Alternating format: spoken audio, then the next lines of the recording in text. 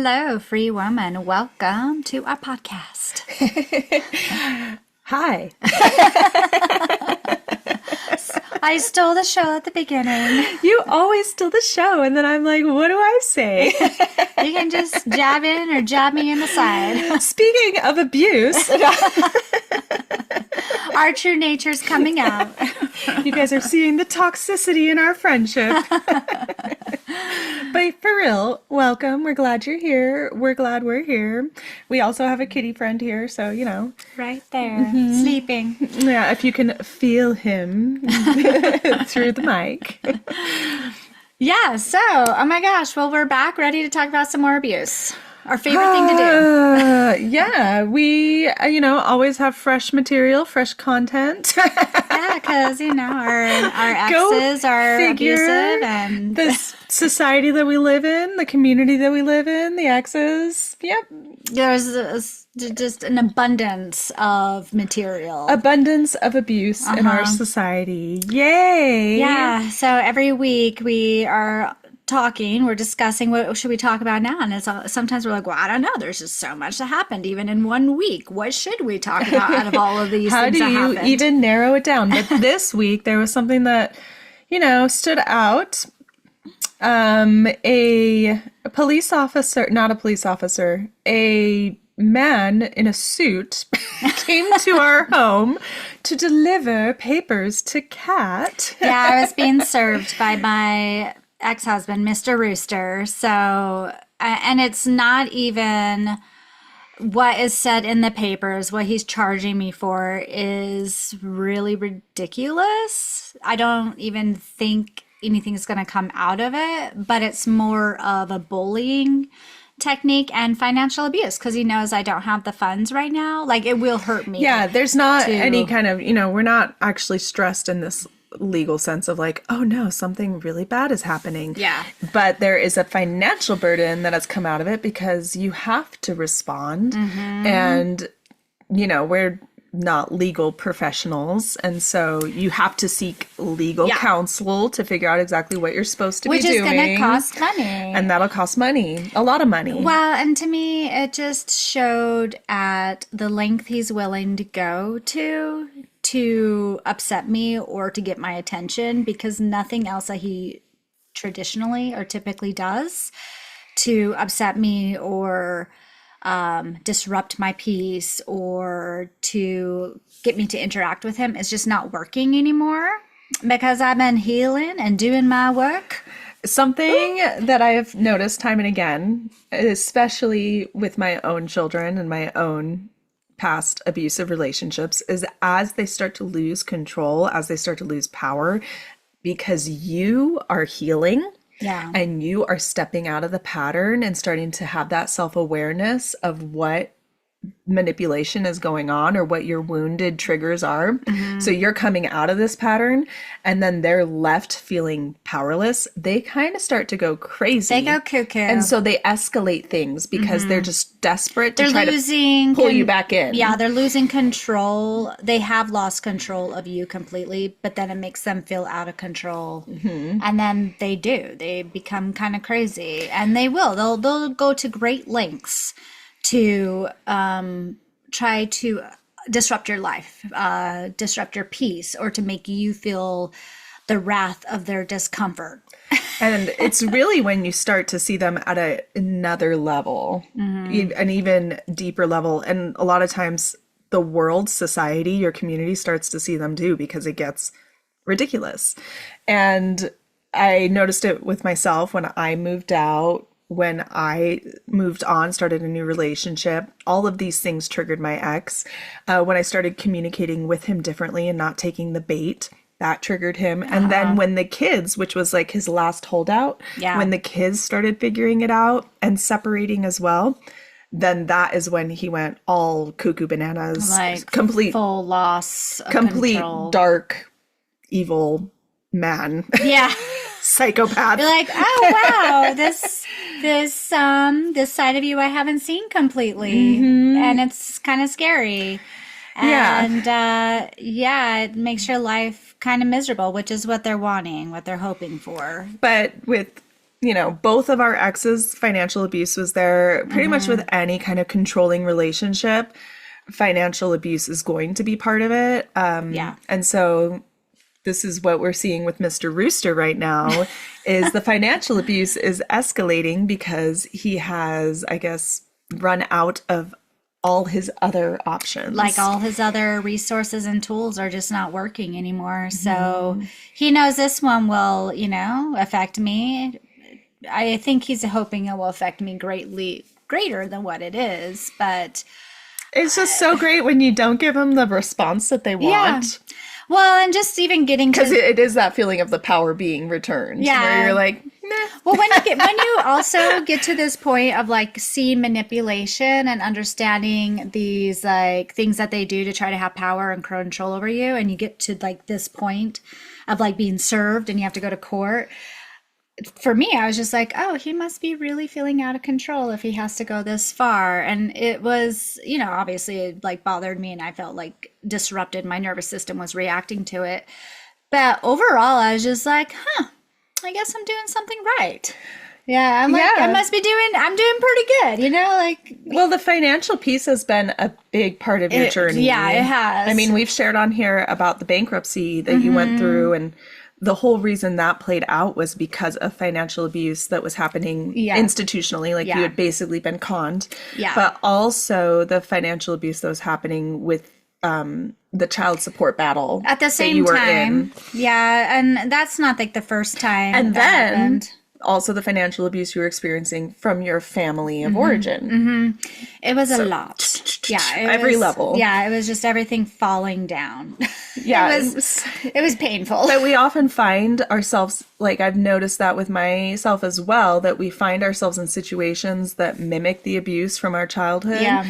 And so like you experienced financial abuse from your family growing up and as a young adult. So you marry a very financially abusive man. Yeah. But also as you're starting to figure out the financial abuse and divorce, then you're starting to encounter financial abuse from institutions, from corrupt corporations and banks. I just learned at every level: childhood, family, ex-husband, divorce, and then financial institutions. It's been great. It's been a really fun lesson. Well, and you had in a my boyfriend life. at that time that Yes. was financially abusing you as well. I know he stole some money from me. I was like, oh my God, I can't believe you took some money from me. Yeah. When, You're a single mom Yeah. and he's just a dude. Yeah. He's just a young man that just is independent Yeah. and employed. yeah, he would And was have no stealing. problem going out there and making some money for himself, just this white man. Yeah. And then he's taking money from me, a single mom who's at the same time, like pretty much carrying the weight of all Of your our children. children, And a legal battle. and the emotional weight too, the financial weight.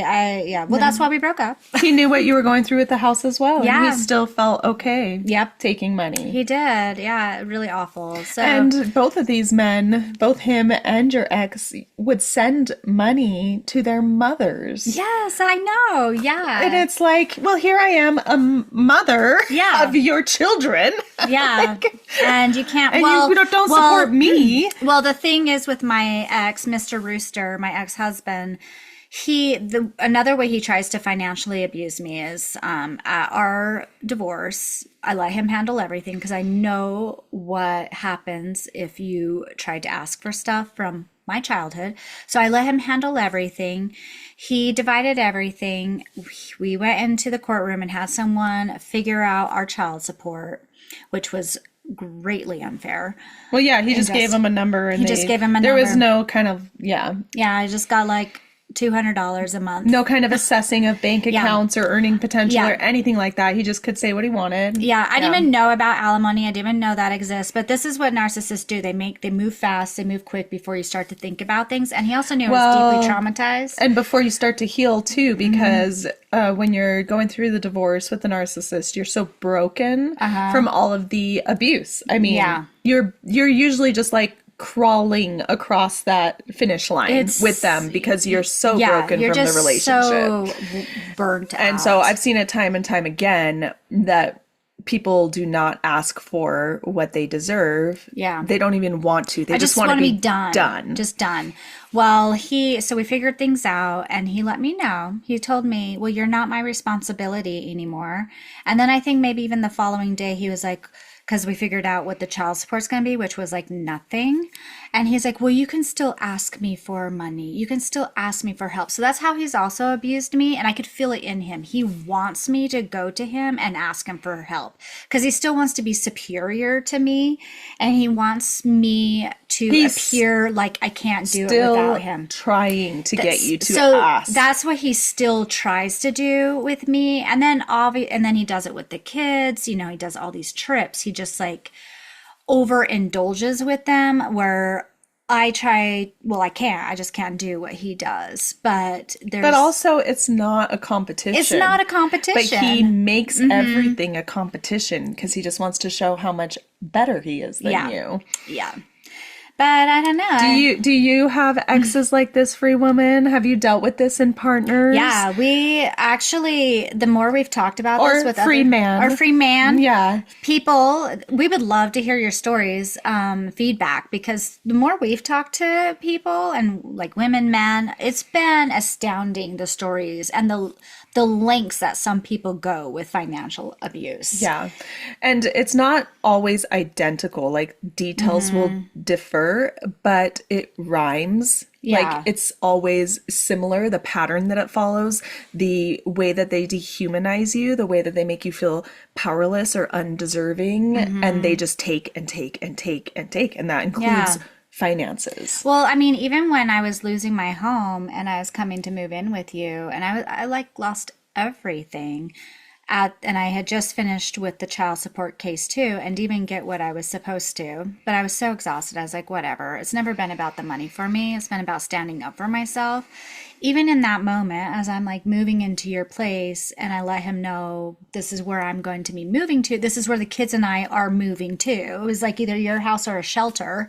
And he got so defensive and upset and was manipulating the children to try to keep them with him, and like trying to tell me I can't take the kids with me to move into my friend's basement. And well, the kids still chose to be with me. But again, I just went through all that abuse from these corporations and from him. And then I'm still losing everything at the bottom of the bottoms. And he's still trying to take and make me feel like I am worthless and that look at where I'm at. Well, and he regularly says that you're a bad mother. Oh, he does. Because you don't have money. Because he correlates money and wealth with, I guess, being a good person. Yeah, I know. That's like one of the things he like added into the papers he served. Have you guys gotten ridiculous papers? I've gotten ridiculous papers from my ex. I know, and I'm like, honestly, this feels like child's I'm just play. like, are you for real? I know. Put that, like, you sound in like the papers. you're having a temper tantrum in this legal document. I'm almost embarrassed for the judge to read this because it's like a child having a tantrum and he's trying to tattletale on the girl that's not doing what he wants, and he's pointing his finger at her, and now he wants the judge to do some punish her. Okay. But we all know Mr. Rooster is an abusive POS. Yeah. Okay. So what other people have financially abused you? Oh, man. How about the first divorce that you witnessed, which was your parents, and the financial abuse that happened there? Oh, yeah. My parents divorced. I was 15. The backstory for why you were so afraid to fight with Mr. Rooster. Yeah. Well, my dad is a malignant narcissist, and my mom's a covert narcissist. It's just not good. So, yeah, my dad... How are you not a serial killer? I don't know. What happened? I know. I've even had therapists like be pretty impressed that I'm not like living on the streets or shooting something. up drugs somewhere. Yeah, they're like, well, usually you become like an alcoholic, a drug addict, or you become a woman that works the streets. And I just laugh as a way to release because it's like, wow. Yeah, we don't take it lightly. We're not taking any of this lightly. But sometimes you just have to like laugh at your stories because it's like, goddamn. Is that or go stab someone? I don't know. What are the choices? We're laughing. We're laughing. But yeah, It's all, we're all mad down here. we're just mad. Just mad. Yeah, so my parents. Congratulations on not becoming a woman of the street. Thank you. I would still probably be your friend. I don't know. I don't know if we would have ever met unless you ended up on the streets too. We were both there together. Yeah. And we'd be just telling our stories. We still would have became best friends, I think. No, I mean, it is really validating, right? When you're in therapy and you share part of your story and just the look on their face is like they don't even know what to say quite because it's so horrific. Yeah, I had that happen this morning. I know. I've had it happen many times too. That's why I love my therapist because she just really validated all the abuse. And I was like, well, I didn't like it. I thought so. I thought so. It wasn't fun. I mean, it was bad. Yeah. But I don't know. It's just my stories. So I was just walking around with this. Just felt so normal. So your dad's a malignant narcissist. Your mom's a covert narcissist. And you can, as a listener, if you know anything about narcissism, can imagine what this divorce was like. Well, my dad was not going to let my mom go down quietly. And your mom was not going to go down quietly no matter what. Nope. So, yeah. Oh, she took every moment she could to be a victim. And I mean, we already didn't like our dad. We already hated our dad. But, she used that and made sure my dad was the bad guy for everything. And, it took me becoming an adult and doing my own healing to finally see my mom clearly and be like, oh my God, she's just as bad. Well, covert narcissists actually really like surrounding themselves with abusive people because it feeds their victim narrative. And so she was well paired with your father because it constantly fed her victim narrative. They just fed off each other so much. It's really gross. But anyway, so yes, my parents divorced. My father left. First, the Mormon church was involved, and the bishop was trying to get my mom, to submit to my dad and stay with him. And she said no, finally.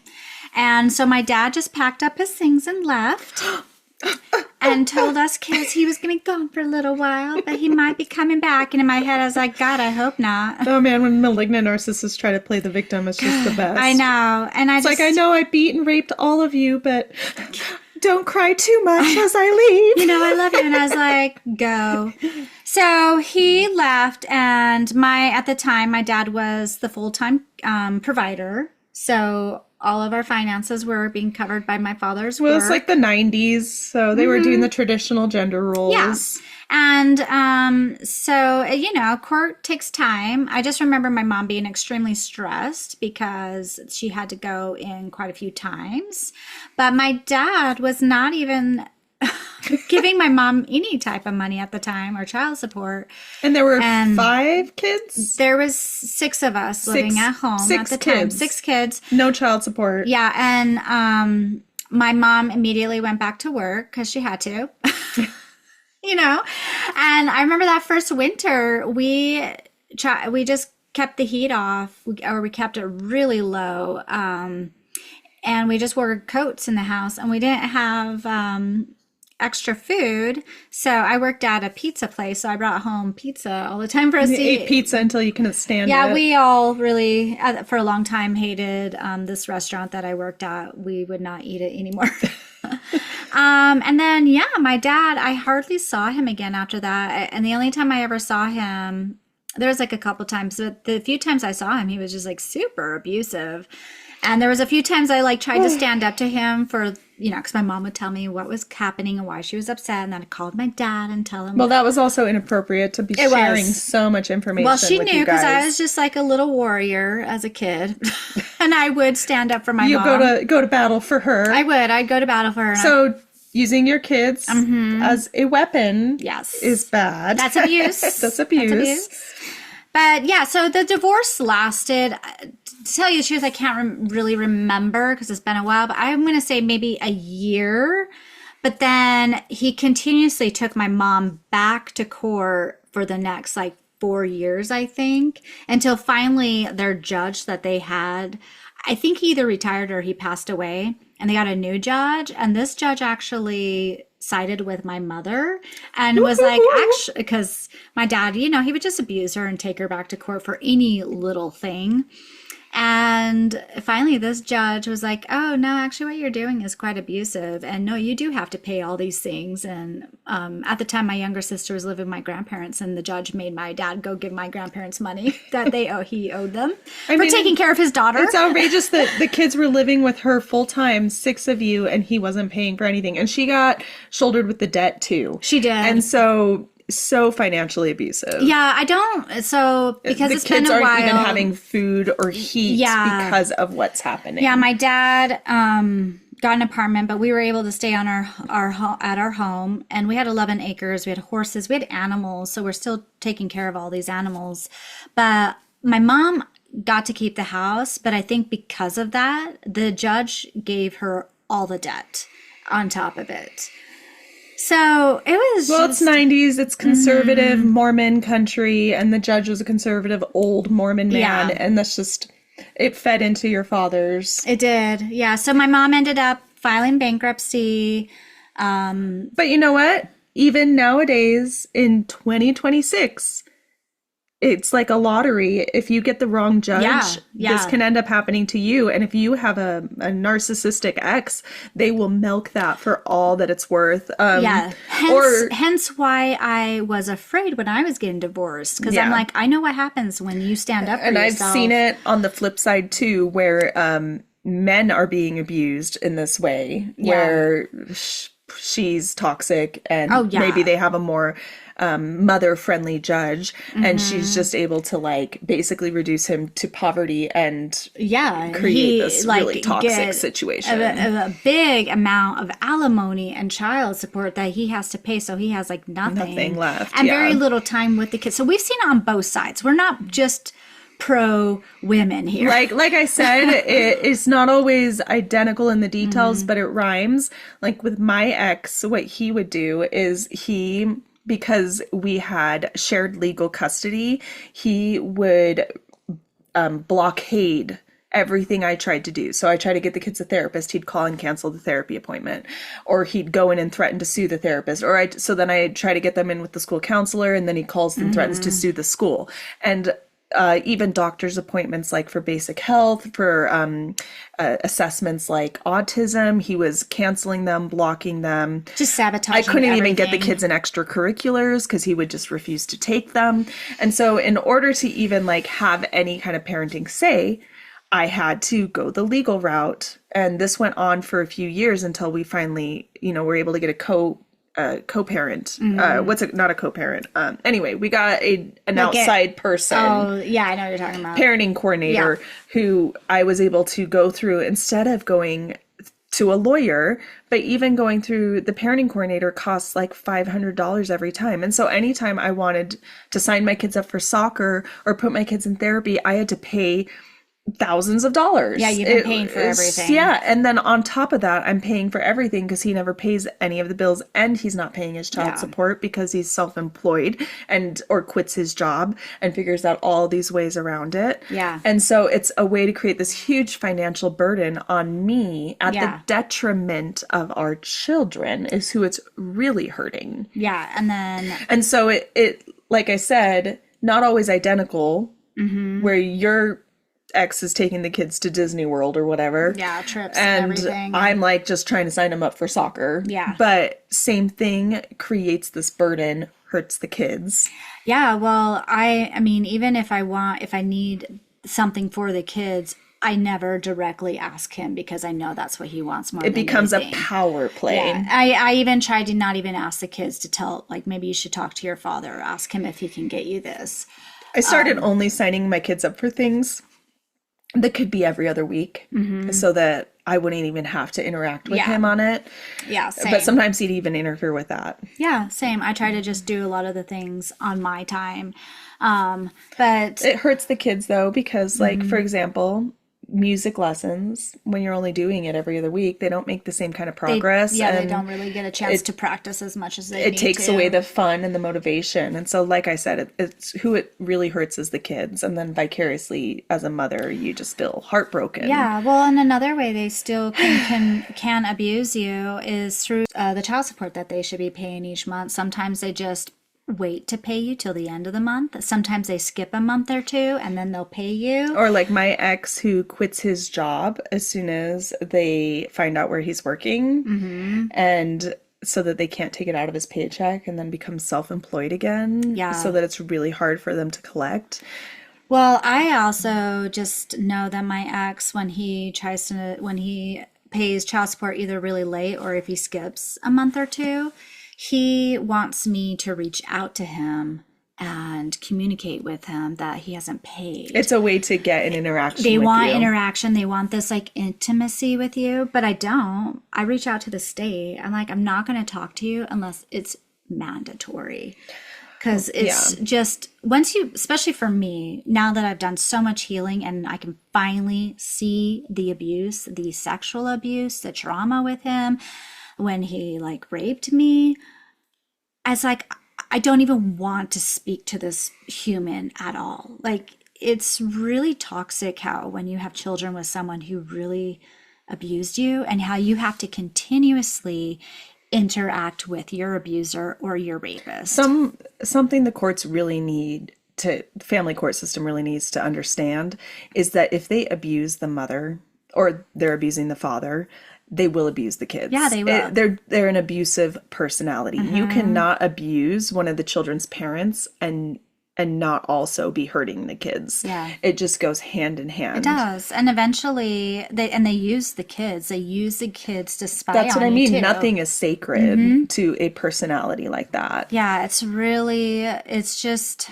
most, I mean, I've said this so many times. This is the most painful thing I've ever been through. Well, you know, But they're all the most beautiful thing you've ever been through. yeah, my children being used in this way, and also still having to go to their father, this man that's super abusive, psychologically abusive, and then them becoming like him, is such a loss. Mourning your children, or just like slowly really watching deep them one. watching them become. And if you're a good parent and you're trying to prevent these things, you're trying to educate your children, you're trying to give them love and authenticity and safe home, and then you just see this happen, because sometimes it's just unavoidable, and it just breaks your heart. And then you have to start thinking about, well, what do I do to keep myself still safe, like not allow this into my environment, into my space. And it's just a really hard thing to do as a parent, as a mother or a father. They will use the kids to abuse you. And so you think you've broken out of this abuse cycle with this person and you stepped away from the abuse, and then it's almost like mini abuser is coming over and repeating the same patterns and saying the same kinds of things that your abuser used to say to you. And it's awful. No, well, they're getting the education at the abuser's house. And they're teaching them how to manipulate, and they're using them to get information, and it's awful. So. Yeah, it's something we've both experienced with our kids, and some of my kids have come out of it, and some of my kids are still figuring it out. Yeah. And that's a part of the abuse cycle, like when you have kids with an abuser, that's not talked about very much, because it's a really, really deep one. It's a really painful one, and it involves minors. And so, I haven't wanted to talk very much about my minor child that is figuring that out on the internet. It's just not talked about very much for that reason. Yeah, it's a really hard topic to talk about. It's very vulnerable to share too, because I'm still figuring it out too. Yeah. I'm still mourning pieces of it as well. And it's like, I don't even know what to say. Like, how do I even share this when I'm still trying to figure it out? But I know so many parents that this has happened to at varying levels of extremes, and it's just the most painful thing to go through. It is just so, you don't even have words for it. It's like you're mourning a child that's still living. That's the closest thing I can compare it to, and there's not really any societal understanding of what's going on because your child's still alive. And you still see them, and you still have to be around them, but then there's a part of you that just knows that they're a different person. Like, there's parts of them that are still there that you love, but then there's parts of them that you have to just have boundaries with and protect yourself, because you know that they're going back to the unsafe house and they can use things against you and they can use it in court too and try to take you down. So it's awful. Yeah. But anyway, Anyways, off of that lovely side tangent, financial abuse. I mean, I've experienced it also, like with my mother. I was going to say your family was financially abusive towards you. Very much. Yeah, your mother. My mom. I know we went on and on about your dad. Yeah. He's obviously bad guy. Bad guy. Nobody likes pretty him. obvious. Everyone knows. I mean, as an adult, a young adult, through adulthood, I can probably count on one hand what my dad's ever like given to me as a gift, and they're not good gifts. Like half a bathing suit, right? Yeah, half a bathing suit. He only bought me the bottom part. I had to pay for the top. I got Sorry, it's just so ridiculous. Yeah, gotten like a beach towel and an antique cedar chest, which was my graduation gift, which was so weird. But I also knew, I've always known, I cannot go to either of my parents for financial help. But they'll come to you for money. They will. Like, I've paid for my mom, a lot of my mom's stuff. My dad, I haven't. Like, I've just completely, I would stay very distant from him. And then he also passed away like 8 years ago, I think. It's been 8 or 9 years now. But my mom was trickier to figure out because she's covert, and I still wanted to have a relationship with her. But finally, when I was at the point of burnout as a single mother, and she started to manipulate things. We were trying to create a business together, just like a side business. And I was doing most of the work and bringing all the people, and she was going to teach most of the class.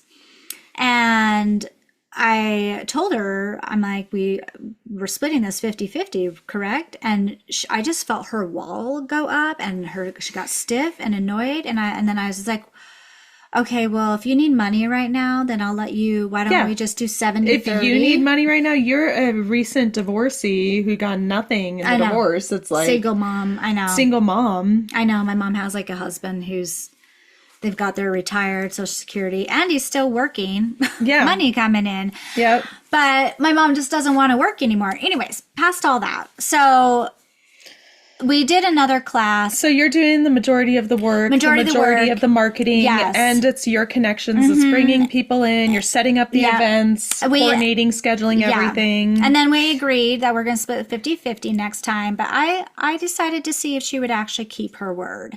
And when it came to her giving me the money, she did not give me 50% of it. And she's like, is this okay? And I just said, do you think so? Okay, sure.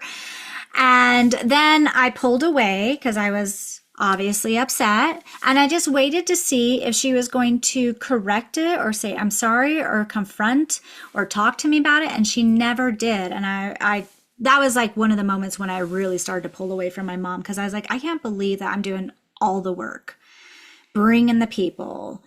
I'm a single mom. I'm still going home and working my other job of that. And I was like, and you can't be fair with me. I was like, I've been seeing her, how she is financially and the abuse, but this was like just the end that I just was done. You reached your breaking point. Tip of the iceberg, done. So that was really upsetting. But yeah, my family too. We're just so weird with money and like helping each other and almost like expecting you to repay or repay back more. Like there's strings attached. I owe you. So actually being around you and your husband are probably one of the first healthy people I've been around with money. And it's been so healing, but very triggering at first. Anytime you guys would help me with something, I'd just be inside and like buzzing around and like walking back and forth and be like, well, what do I need to give you to help repay? What should I do? I can help you. I can massage you. And you're just like, no, it's really okay. It's really hard to heal that when you grow up with feeling there's strings attached to anything Yeah, that you every get. gift is really actually a debt Yeah. that you've acquired. And that's stressful because, like you said, if you're, in the back of your mind, that if you fall, there's going to be no one to catch you. There's no Yeah. safety net. There's no security system there. It's really scary. Just you. And I've like had that my whole life. And that's why when I was going through my abuse with the corporations and stuff, the financial abuse with the banks and possibly homelessness, Yeah. I was terrified because I knew that situation was completely up to me. And if I didn't figure it out, if I didn't figure out a place to live or how to financially take care of myself, then I was going to end up in a shelter or on the streets. I mean, I'm sure a friend or another friend would have taken me in and let me stay there for like a month or two. But I mean, I had my whole entire like life coming with me. I had kids and animals and my, a few personal items I wanted to keep. Yeah. And it was scary. So that was a really difficult fear and wound that I needed to face and heal. Well, but also you experienced financial abuse during your marriage. I mean, this isn't something that just cropped up at the divorce. This is something that had been going on for years. Yeah. Where he would accuse you of being bad with money. Yeah. And put you on budgets and shame you constantly while he just like spent. Well, it got more like that when we became parents and I stayed at home and took care of the kids. Because you weren't working. Yeah. When I worked, it was different. We both like kind of flowed with our spending because I had my money, he had his money. But I think we both have the like a wound we around have a it. wound around money, and we both really just like to spend money, and I would do it too. I mean, even before kids, like I didn't really save a lot of money. I know it's from my childhood of growing up in poverty. You grew up in poverty and you were in your early 20s. Like that's very common. Yeah. And people who grow up in extreme poverty, I mean, I guess you can find it from any background, but you do find these like control issues around money and fear around money. Yeah. And like sometimes there's like shopping addictions, but sometimes there's also like hoarding, like with money or with different things that come out of that. Yeah, mine was shopping. Yeah. It felt good. It just felt good to like buy brand new things with me for a long time. Because you had never had new things. For a long time, I would buy new clothes and I would never rewear them. I loved smelling new clothes.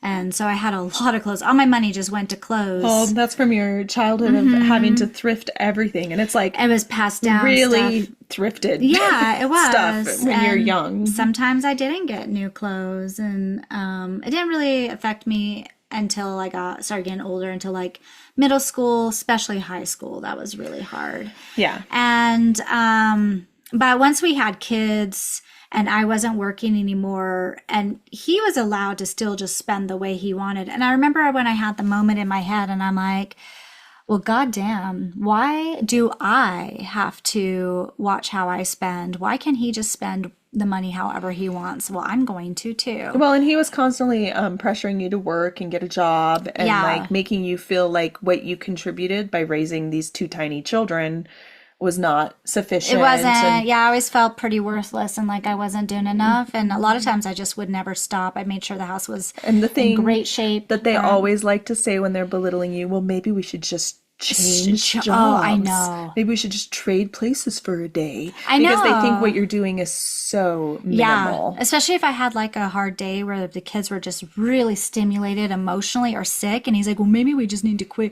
switch jobs. And I'm like, okay. Like I wouldn't even know what to say because I'm like, you're a dick. Yeah. I'm like, this is hard stuff. Like, how do you even explain how exhausting it is? Well, how do you even put words to what you did that day? I mean, we see that all the time with like mothering. It's like, man, I'm tired at the end of the day, but I don't even really know what I did today. I know. I'm like, who knows what I did today? And a lot of times when he would tell me I should get a job is when I was trying to confide in him about how hard it was with the kids that day. And he's like, I think it's time for you to start working so you can interact with other people. And I'm like, I don't need that. I just need to talk to you. I just need to feel like I have connection with you.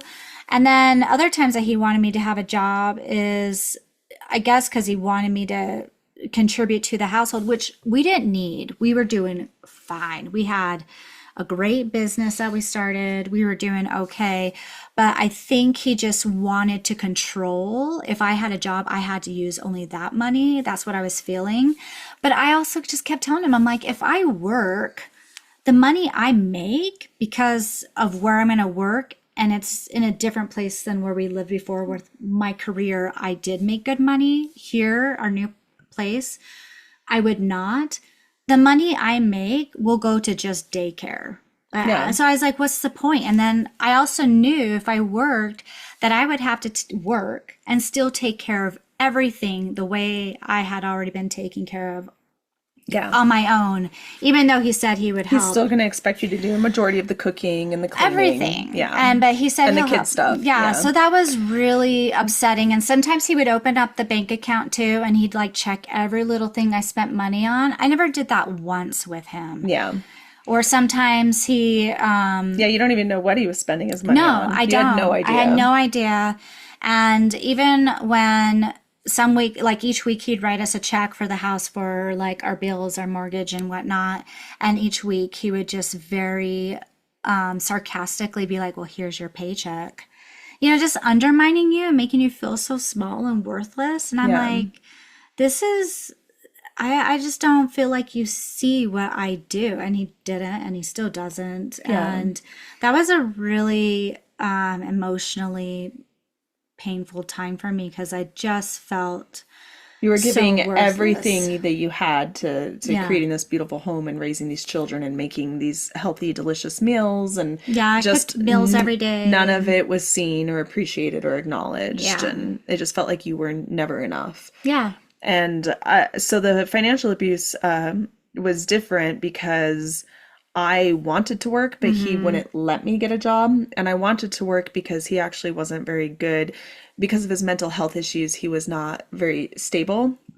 And so he was constantly like going through jobs and rotating and always the next big idea, always the next thing and burning bridges. And I was like, man, I feel like if I could just work, we could have some financial stability because we were really in extreme poverty, like almost the entire marriage. And yeah, you lived in a teepee at one point. yeah, we lived in a teepee at one point. I remember when the kids were little, like I always worked really hard to like I regularly went to thrift stores to like find the stuff that still had tags on it or that still was in good shape.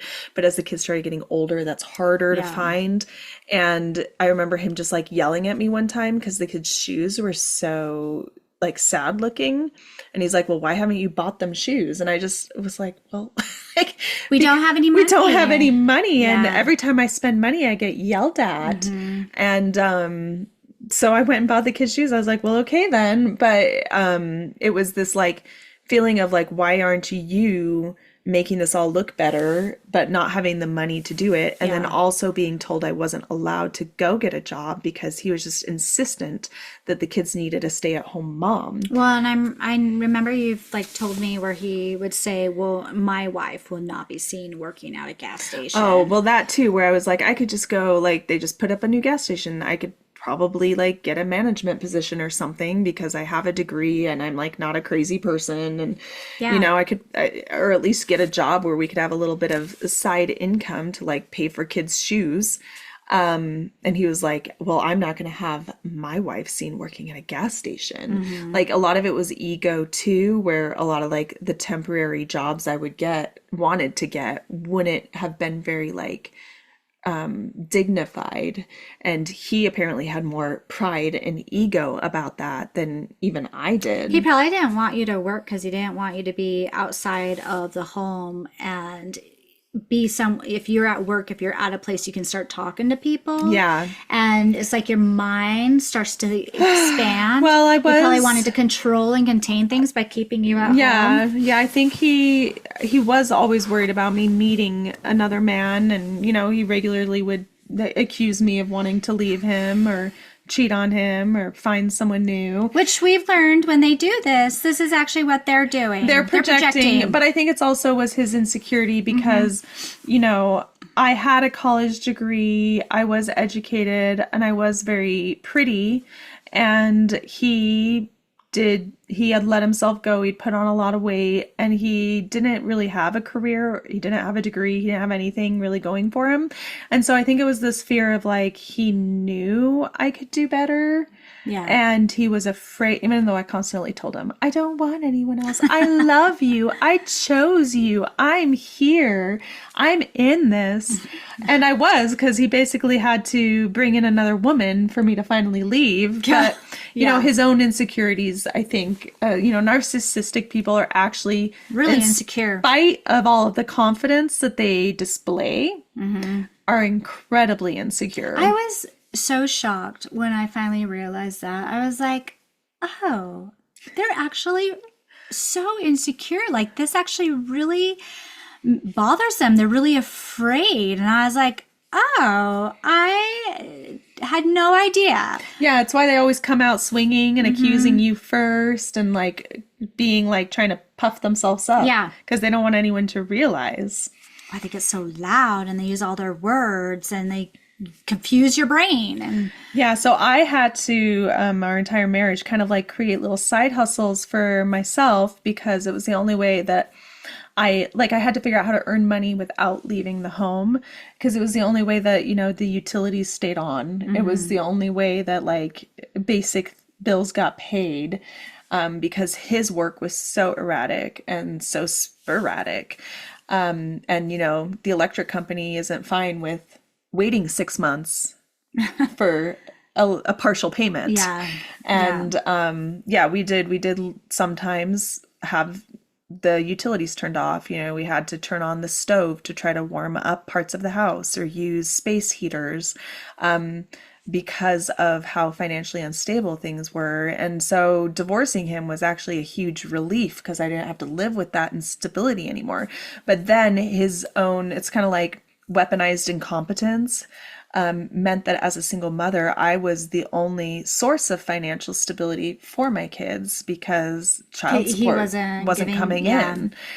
Yeah, so it's been a whole journey, but even getting him held accountable for any of those things, it's never going to happen. You know, there are bills that he is supposed to pay, and past debts that he's supposed to pay legally according to our divorce decree, and he will never pay them. And maybe he's not mentally capable of paying those things, but I'm just trying to give like another perspective on financial abuse and how it comes out in these different ways. Yeah. Well, I was actually, as you were just speaking right now, I was thinking about another relationship I had, and I've seen this too, where sometimes people, if you're in a relationship, sometimes they will give you gifts or pay for things, but you're tied to it. Like well, we were kind of saying that like you owe them, but in relationships, it can be really kind of scary. Part of like the love bombing phase. They'll give you like these big gifts, these like really like expensive gifts. Yeah. Or over the top thoughtful, where you've only been on one date. Yeah. But there's like an attachment to it. And then if you ever try to pull back or have boundaries, it's like, how dare you take advantage of me? How dare you take all these things from me and then pull away? Like, and they call you names, and well, at least the ones I've been with. Yeah. Like, or they try to accuse me of taking. I'm like, no, you gave me those things, and you know, have it back. I don't want it. I didn't even ask for these. I didn't even want them. Well, with Mr. Survivor Man, when he was love bombing me, he did really expensive gifts. We had only been dating for a few weeks, and he gave me a diamond necklace. And he left the price tag on the box. Oh, yeah, they do that too. That's how they roll. They want you to know. Yeah. And I was like, at the time, had been trying to break up with him. I'd been like, I even had a roommate tell him to stop coming around, that I wasn't interested in him like that. And then he shows up with a diamond necklace, and it's just this feeling of like, wow, I'm such a bitch. Because look at what he just spent on me. What he just did for me. Yeah. Yeah, that's financial abuse too. That's financial abuse as well. And so it does show up in all of these different sneaky, malicious, controlling, minimizing ways. Yeah, so just, be aware, and just if you're starting a relationship and these things are happening, maybe have a conversation about it. Just say, I don't want gifts from you. Or, I've experienced this. My parents did it more so when I was younger, but I feel like they've been doing some inner work lately, so they don't do it as much. But the using of gifts as well, like holding it hostage Yeah. if you're not behaving in a way that they approve of, It's kind of a manipulation. then you won't get the gifts. But if you do something that makes them happy, then they'll like buy you a car. Like that kind of manipulation as well. I see that in parents with children Yeah. a lot. Yeah. They'll reward one children with like lavish gifts, and then like the other others children don't get who has a anything. disability doesn't even get anything. Yeah. Yeah. Yeah. Oh, yeah. We were just talking with someone yesterday about that. My cousin, who's got two prosthetic legs, and his older brother, who is considered the golden child, And has a perfectly able body and a good job, gets $1,000 checks from the family, and then the disabled one gets nothing. and he's ignored. And he was just talking to me about that yesterday, about how he'll be having a conversation with them, and then he can tell that they're just checking out, and then next thing you know, they start talking to someone else, and I'm like, I'm so sorry Yeah. that they do this to you. But then like the financial piece as well. Yeah. And it really does feel like, even as a disabled individual, to feel like you have nothing, no support in that way from the family Yeah. is awful. But it can be flipped around too. I've seen families where they give all of the support to the disabled child, and then nothing to the other one is like invisible, because it's like, whatever, you're fine. And so just these ways that these family dynamics, like, that are toxic, it shows up financially as well. Oh, yeah. Well, just like going back to where I was losing everything and moving into your basement, and then my aunt gives my ex-husband, Mr. Rooster, $60,000 To invest. to invest, but little does she know that's not going to happen, because he's a con man. And That's Porsche buying money right yeah, there. it is. And I was just like, wow, here I am losing everything, and my family As a single mother. And nobody cares. and nobody cares. And so that again is like financial abuse. And to me, what I feel when I feel my family and that's happening, it just feels like it's this feeling of like, well, she gets what she's getting, she deserves, or good, it'll put her in her place. Because when you were just this person that maybe you're just genuine.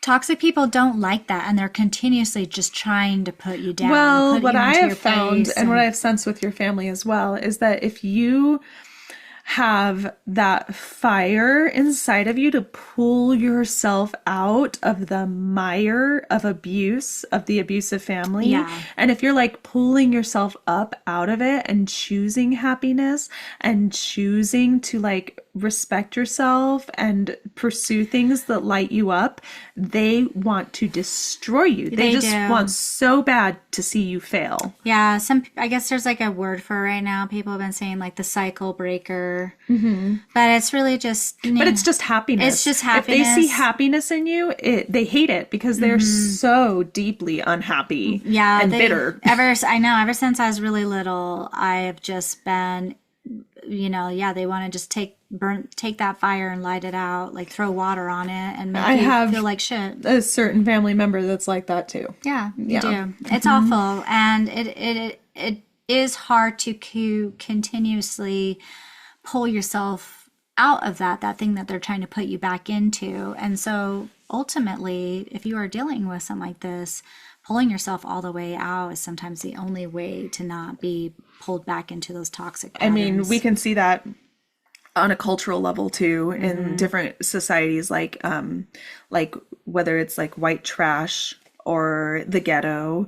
If you start to want to improve yourself, if you want to get educated, if you want to pursue a career, your society feels threatened by that. They feel Yeah. attacked by that. They feel like, what, you think you're too good for this? Or, you're trying to like better yourself. Like, this isn't Yeah. better enough for you. And so there's like a threat too. Like, I've seen it in our community because it's rural and it's poor. When people try to start businesses, when they try to create something, the community like lashes out at them. Yeah, they do. And instead of supporting it and trying to make this like beautiful new thing grow and They just prosper, hope you fail. yeah, they're all just hoping you fail, and most of the times you do. Yeah, well, because nobody's small supporting. businesses require community support. Yeah, so it's really sad. So you can see it on a family level, but you can see it on a community level too. And then just in various places, this financial abuse occurs. It's not just in romantic relationships, but financial abuse is just one of the most devastating forms of abuse because it literally affects your ability to be alive. It does. To feed yourself, to shelter yourself, to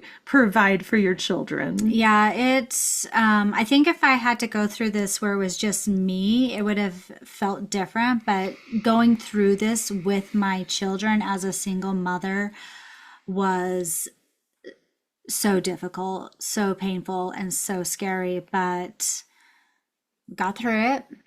We're alive. We're okay. As we say at the beginning of every podcast, we're still here. We're still here. And you know what? It taught me a lot, and I've been learning a lot. We've both been learning a lot. We're really seeing this and understanding financial abuse and just how it really is just like an energetic attack as well.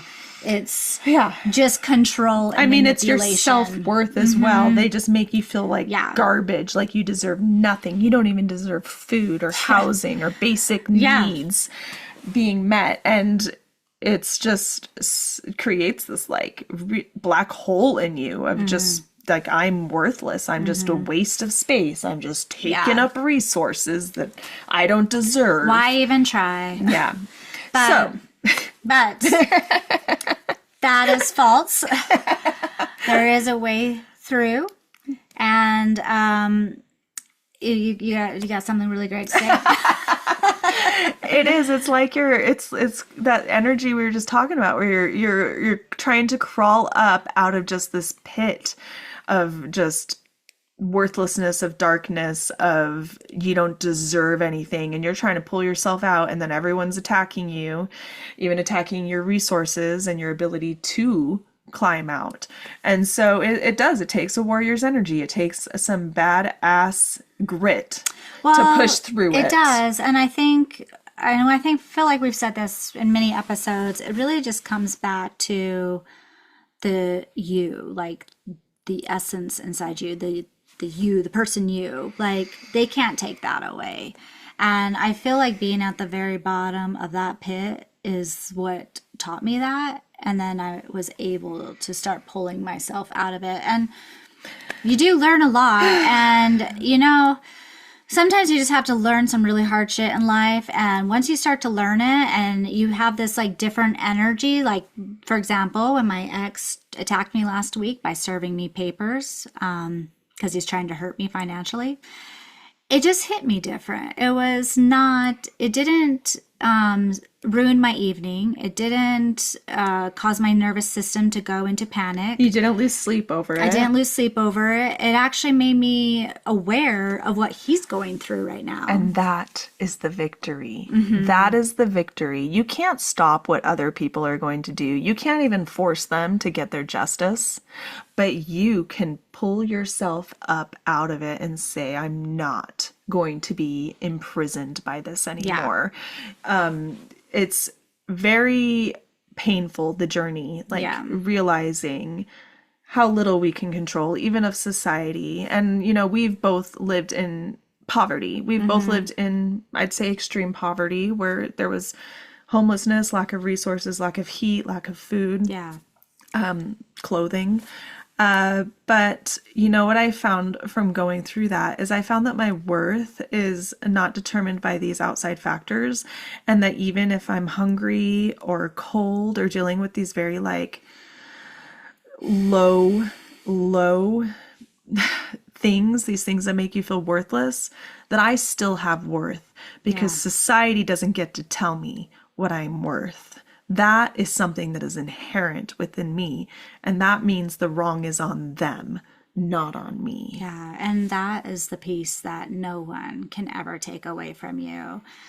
And that is, like you just said, that's the victory. That's the piece that it's worth fighting for. You have inherent worth. It doesn't matter if our society decides otherwise. That is a wrong society. It doesn't matter if your community treats you like you're the bottom. That is an illusion. You have worth, and you don't have to accept that as truth. And I'm really sorry that if you're dealing with financial abuse, that if you're dealing with this horrific kind of abuse, whether it's on a societal level or a interpersonal level, it's not okay. And it doesn't say anything about your value as a human being. Yeah, exactly. Beautifully said. As I couldn't have said it any better. Well, thank you so much for listening to our podcast today. Thank you.